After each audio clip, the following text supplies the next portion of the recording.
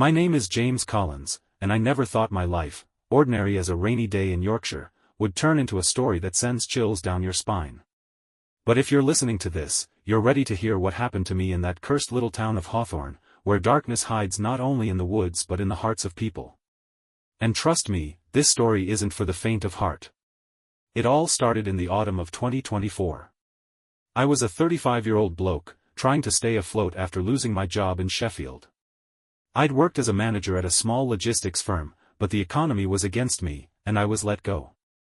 Life in the city felt suffocating: rent, bills, endless job interviews that led nowhere. So when I got a letter from my Aunt Alice, I thought it might be my chance for a breather. Aunt Alice, or rather, Alice Graves, wasn't someone I'd seen much of growing up. She was my mum's eccentric sister, always wrapped in some mysterious aura, living alone in a creaky old house in the Yorkshire Dales.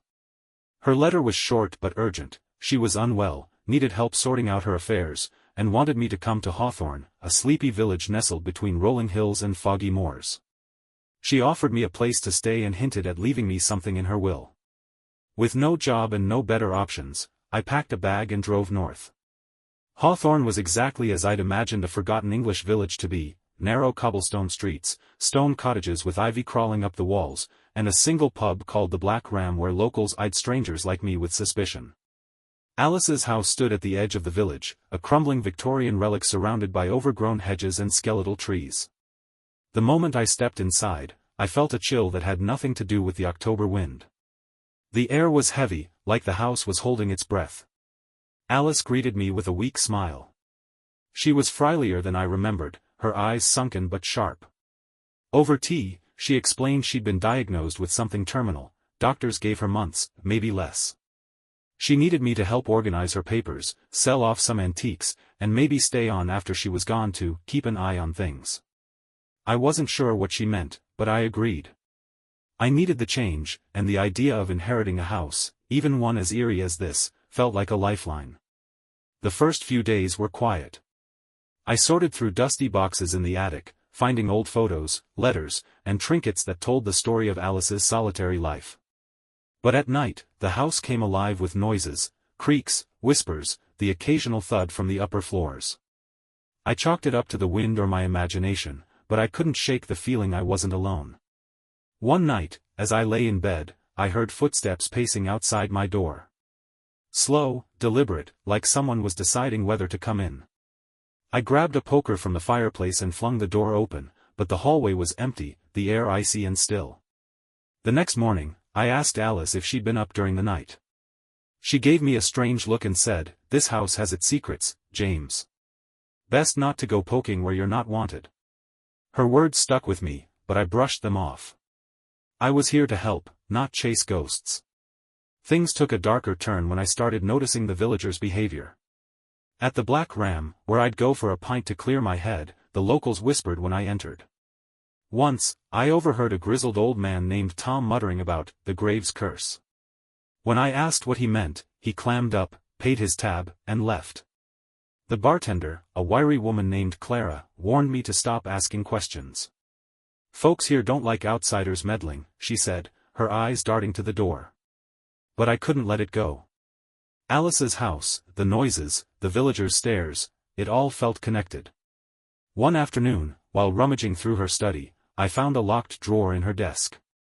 Curiosity got the better of me, and after some fiddling with a paperclip, I popped it open.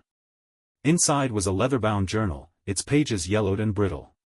The entries were in Alice's handwriting, dated back decades, but what I read made my blood run cold.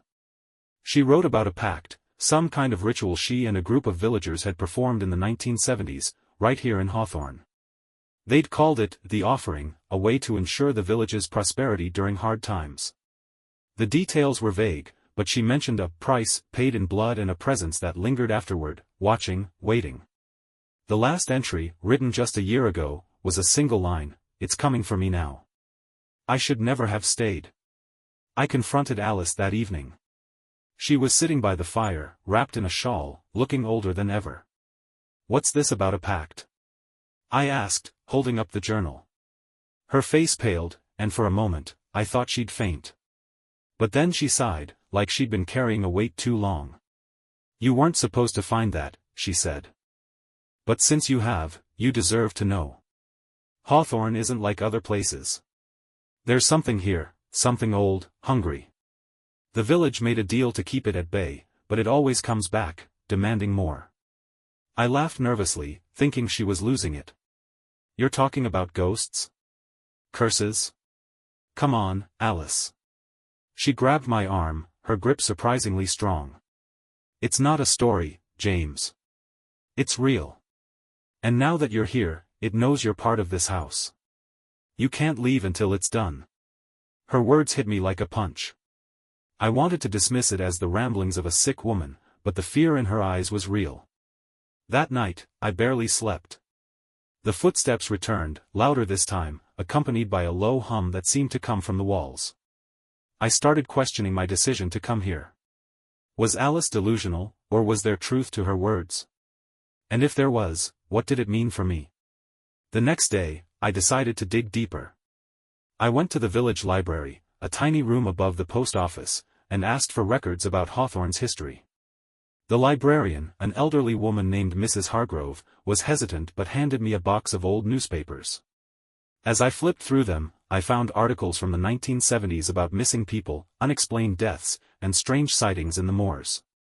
One headline stood out, "Tragedy at Graves' House, Local Woman Found Dead in Ritualistic Scene."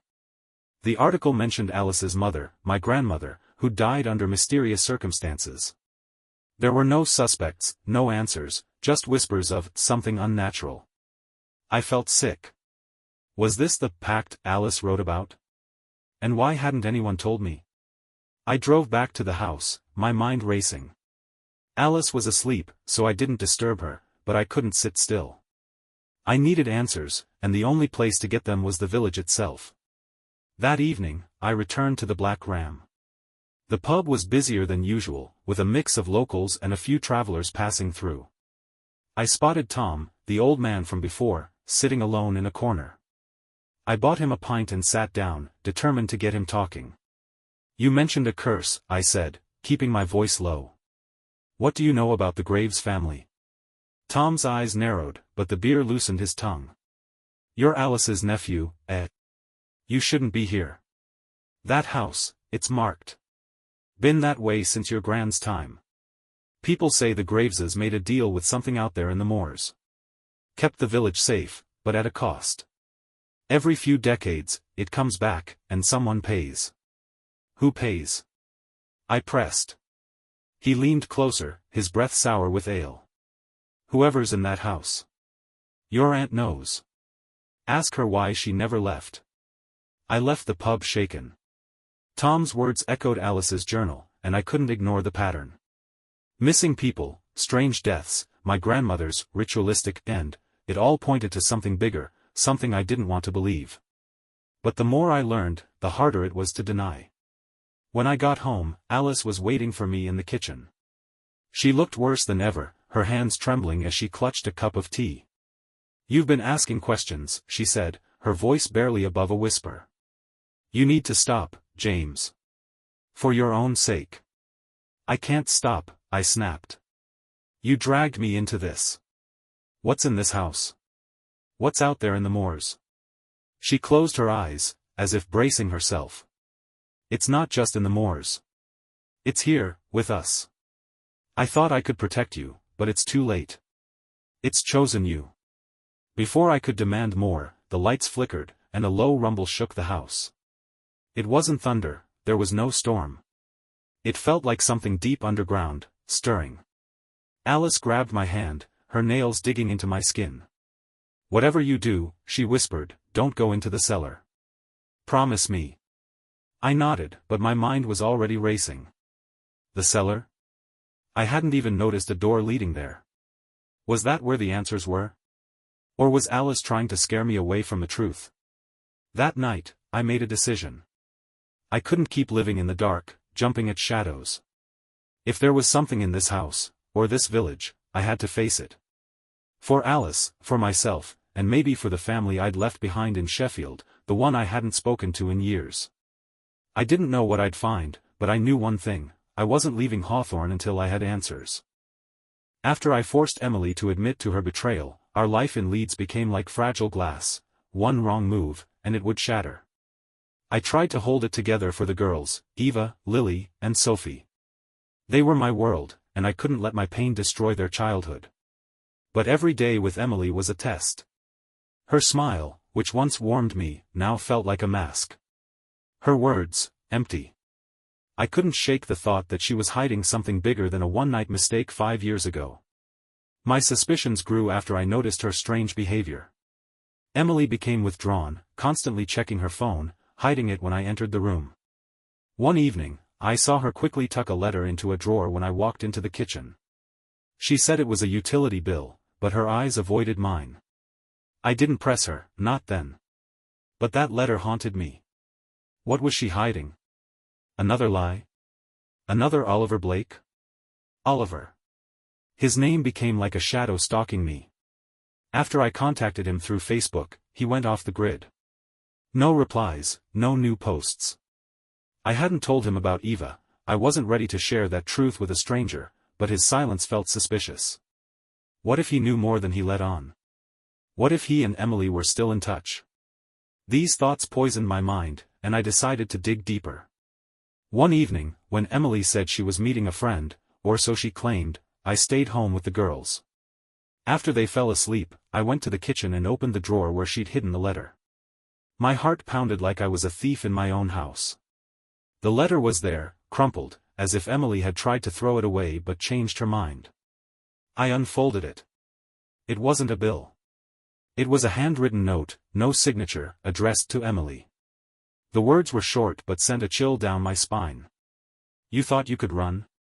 I know the truth. Meet me, or I'll tell everyone. You know where to find me. No name, no date. But the tone was threatening, and I felt anger rising in my chest. Someone was threatening my wife? Was this about Eva? Or something worse? I snapped a photo of the letter with my phone and put it back, deciding not to confront Emily yet. If she was lying, I'd find the truth myself. The next day, I took a rare day off work, unheard of with my 12-hour shifts. I told Emily I was meeting a client, but instead drove to the library in central Leeds, where there was free computer access. I didn't want to leave traces on my laptop or phone. I started searching everything I could about Oliver Blake. His Facebook profile was nearly empty, but I found old Instagram posts where he tagged locations in Camden and Soho. Then I stumbled on an article in a local London paper from 2020. Oliver had been caught up in a scandal, accused of fraud involving fake photographs. The case was dropped for lack of evidence, but the article hinted he had ties to shady people. It made me wonder, what if Emily got mixed up in something dangerous back in London? My search was interrupted by a call from Emily. She sounded frantic, saying Eva had fallen ill at nursery and needed to be picked up. I dropped everything and raced home. When I got there, Eva was lying on the couch, pale, with a fever. Emily was fussing over her, but I noticed she avoided my gaze. I took Eva to the doctor, and thankfully, it was just a virus. But that day left me with a gnawing feeling that something was off. Emily was acting strange, and I couldn't stop thinking about that letter. Over the next few weeks, I lived in constant tension. Work was exhausting, but home was worse. I started noticing little things. Emily often went for walks in the evening, leaving me with the girls. She got texts late at night and deleted them quickly. Once, I heard her whispering on the phone in the bathroom, thinking I was asleep. I couldn't make out the words, but her tone was frightened. What was going on? Was she seeing someone else again? Or was this tied to that letter? I decided to follow her. I know it sounds awful, spying on my own wife, but I saw no other way. One evening, when she said she was going to a friend's, I hired a sitter for the girls and tailed her car. She didn't go to her friend Kate's house, as she'd claimed. Instead, she parked outside a rundown pub on the outskirts of Bradford, a place none of our circle would ever visit. I sat in my car across the street, watching. Emily went inside, and 5 minutes later, a man followed. I couldn't see his face, but he was tall, with light hair. Oliver? Or someone else? I sat there for an hour but didn't dare go in. Emily came out alone, got in her car, and drove home. I returned later, trying to act normal, but inside, I was boiling. Who was that man? And why was she meeting him in secret? My love for Emily had long faded, but I still felt responsible for our family. The girls, Eva, Lily, Sophie, were everything to me. I couldn't imagine life without them. But the thought of divorce kept creeping back. If I left, Emily might take Lily and Sophie to her family abroad. She'd hinted at it a few times when we talked about our future. Eva would stay with me, legally, she's mine, but I couldn't separate the sisters. And I couldn't let my kids grow up in another country, where their life would be worse than here in Leeds. But staying with Emily was becoming unbearable. Every look, every touch reminded me of her lies. And now, with these new suspicions, I started to fear not just for myself but for the girls. What if she'd gotten mixed up in something dangerous? What if that letter wasn't just a threat but something more? I decided to talk to someone I trusted. My old mate Thomas, who I'd worked with 5 years ago, lived in Sheffield. He was the only person I could open up to. One weekend, I left the girls with a sitter and drove to see him. We sat in his cramped flat, drinking beer, and I spilled everything, about Eva, the DNA test, Emily's betrayal, the letter, and my suspicions. Thomas listened quietly, then said, "James, you can't live like this. You either find out the whole truth, or you'll destroy yourself. But be careful. If Emily's hiding something, she might not be alone." His words stuck with me. Not alone? What did he mean? I drove home with even more unease. That night, I didn't sleep, lying awake staring at the ceiling, wondering what to do next. And then I heard a noise downstairs. I got out of bed, careful not to wake Emily, and crept to the kitchen. The lights were off, but I heard the floor creak. Someone was in the house. I grabbed a golf club by the door and moved slowly toward the living room. No one was there, but the back door, leading to the garden, was slightly ajar. I always locked it. Always. I stepped outside, but the garden was empty. Just the cold wind swaying the trees. I went back in, locked the door, and checked every room. Nothing was missing, no one was hiding. But I was certain, someone had been here. And it wasn't random. The next day, I installed security cameras around the house. I told Emily it was to protect against burglars, but really, I wanted to know what was happening when I wasn't home. A few days later, the camera by the back door caught something odd. In the middle of the night, while we were all asleep, a man in a dark coat stood in our garden. He didn't try to break in, just stood there, staring at the house. His face was blurry, but it sent a shiver down my spine. Who was he? And what did he want? I didn't tell Emily about the cameras or the footage. But I knew, it was time to act. I hired a private investigator, expensive, but I had to know the truth. His name was Richard Crowe, a man with gray hair and cold eyes who looked like he'd seen it all. I gave him everything I had, the letter, Oliver's name, the photo of Emily from that party. Richard promised to dig deeper but warned me. If your wife is hiding something, you might not want to know the truth. Some secrets are better left in the shadows. I didn't listen. I had to know. But with every passing day, I felt like I was inching closer to the edge of a cliff. My girls, Eva, Lily, Sophie, were the only thing keeping me grounded. I loved them more than life itself, even Eva, who wasn't mine by blood. But I was terrified that the truth I was chasing might destroy everything. It had been a few weeks since I hired private investigator Richard Crowe to figure out what my wife, Emily, was hiding. The security cameras I'd installed around our house in Leeds had caught a stranger in our garden in the middle of the night, and the threatening letter I found in a drawer wouldn't leave my mind. I was on edge. Every day, I played the part of a loving father to Eva, Lily, and Sophie, but inside, a storm was raging. I didn't trust Emily, but I couldn't leave, not for her sake, but for the girls. They were my anchor, the only reason I was still holding on. Richard contacted me in early December 2024. His voice on the phone was calm, but I sensed tension. "James, we need to meet," he said. "I found something.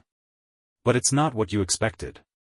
We arranged to meet at a small cafe on the outskirts of York, far from Leeds, where no one could overhear us.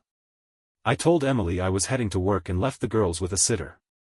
The whole drive to York, my heart pounded. What had he found? Something about Oliver Blake, Eva's biological father? About the man who'd been at our house? Or something worse? Richard was already waiting at a corner table when I arrived. A thin folder of documents lay in front of him. He didn't waste time on pleasantries. Your wife's caught up in something serious, he began, sliding the folder toward me. But it's not what you think. It's not about an affair or betrayal. It's about her past. I opened the folder, but the words blurred before my eyes. Richard explained. Apparently, Emily, back when she was a student in London, had fallen in with a bad crowd. It wasn't just parties, she was part of a group involved in small-time scams, selling fake tickets, stealing personal data, even blackmail. Oliver Blake, the man from that party, was one of them. Their encounter wasn't random, they'd worked together until Emily decided to get out after becoming pregnant with Eva. She tried to start over, Richard said. But the past doesn't let go that easily. That letter you found? It's from a man named Victor Kane. He was the ringleader of their group. Emily owes him money, a lot of it. And he wants it back. I felt the floor drop out from under me. Emily, a criminal? My wife, the mother of my children, part of a criminal underworld? I couldn't believe it. But Richard showed me proof, old police reports mentioning Emily as a witness in a closed case, photos from parties where she stood next to Victor, a tall man with light hair and cold eyes. I recognized him. He was the same man I'd seen outside the pub in Bradford when I followed Emily. Why didn't she tell me? I muttered. She was scared, Richard replied. Victor threatened to tell you about Eva, about her past, if she didn't pay up. And he's not bluffing, James. This guy's dangerous. Richard warned that Victor had been watching our house, that was him on the camera footage. He hadn't tried to break in, he was just reminding Emily she was under his thumb. Richard also learned that Oliver Blake had gone silent on social media for a reason, he'd fled London when Victor started tracking down old partners. Emily was next on his list. I drove home in a daze. The girls were playing in the living room, and Emily was cooking dinner. She smiled at me, but I saw fear in her eyes. She knew I was onto something. That night, after the girls were asleep, I couldn't hold back. I called her into the study and placed the photo of the letter on the desk. Who's Victor Kane, Emily? I asked. And why is he threatening you? Her face went white as chalk. She tried to speak, but the words caught in her throat. Finally, she broke down in tears and told me everything, almost exactly what Richard had said. She admitted that in London, she'd gotten mixed up in scams to pay off student debts. Victor had been her protector, but really, he'd kept her on a leash. When she got pregnant with Eva, she cut ties with him and moved to Leeds, hoping he'd forget her. But a few months ago, he found her and demanded £20,000, money we didn't have. I didn't tell you because I was afraid you'd leave, she sobbed. I couldn't lose you, James. Not after everything. I listened, my anger mixing with pain. She'd lied to me not just about Eva but about an entire life. But I saw she was terrified, not just for herself, but for the girls. And I realized that, despite everything, she loved them as much as I did. Over the next few days, I wrestled with what to do. Richard suggested going to the police, but that would mean exposing Emily's past, and I wasn't sure she'd escape charges. Plus, Victor might retaliate. I felt trapped. But I couldn't stand by and do nothing. One evening, I got a text from an unknown number: if you want your family safe, bring the money tomorrow. Midnight, old warehouse in Bradford. I knew it was Victor. Emily begged me not to go, saying he was dangerous, but I didn't listen. I had to end this. I called Richard, and he agreed to back me up. We didn't have £20,000, but I scraped together £5,000 from savings. The rest, I planned to negotiate later. I didn't tell Emily I was going. I just kissed the girls goodnight and promised Eva we'd go to the zoo at the weekend. The warehouse in Bradford was dark and derelict, with broken windows and the smell of rust.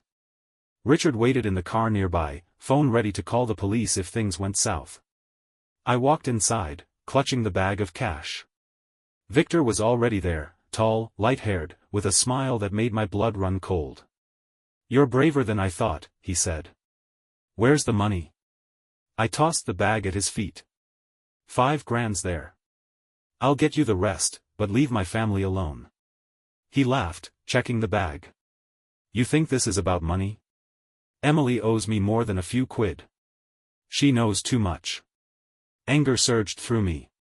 "What do you want from her?" He stepped closer, and I saw a knife in his hand. "She was my best girl until she ran. I want her back. And you're just in the way." I didn't get a chance to respond. Suddenly, there was a noise, and Richard burst into the warehouse, flashlight in one hand, gun in the other. I didn't even know he was armed. Victor lunged at him, but Richard was faster. One shot into the air, and Victor froze. "Drop the knife," Richard ordered. "And get out before I change my mind." Victor cursed but dropped the knife and vanished into the dark. I stood there, shaking, unable to believe what had just happened.